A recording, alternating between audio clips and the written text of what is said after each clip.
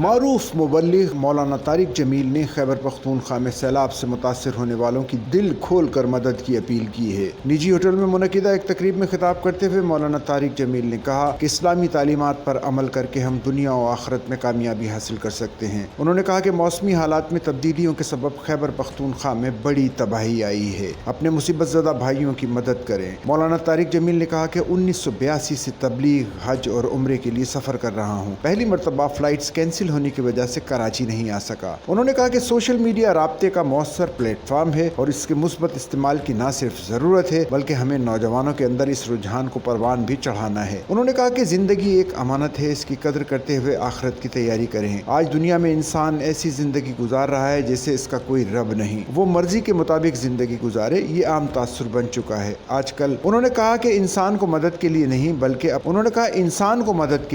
بلکہ اپنے رب کو پکاریں۔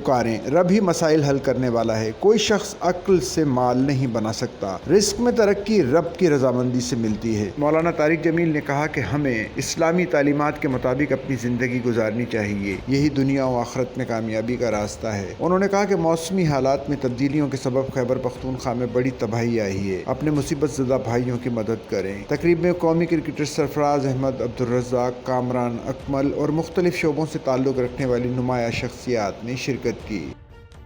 سچل نیوز نیٹ ورک کی ویڈیوز میں خوش آمدید۔ ناظرین، ویڈیو سے متعلق اپنی قیمتی رائے کا اظہار کمنٹ باکس میں ضرور کریں اور چینل کو سبسکرائب کریں۔